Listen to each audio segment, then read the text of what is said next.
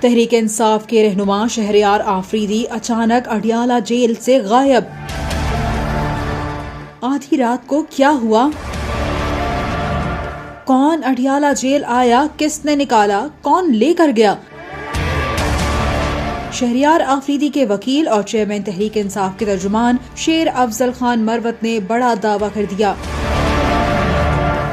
وکیل نے ٹویٹ کیا کہ شہریار آفریدی کو اڈیالہ جیل سے نامعلوم افراد کی جانب سے رات گئے نکالنا سراسر غیر قانونی ہے۔ شہریار آفریدی کے وکیل کی حیثیت سے میں تصدیق کرتا ہوں کہ میرے موکل کو 9 مئی کے واقعات میں پی ٹی آئی چیئرمین کے خلاف CRPC 164 بیان ریکارڈ کرانے پر مجبور کرنے کے لیے دھمکیاں دی گئیں اور تشدد کا نشانہ بنایا جا رہا ہے۔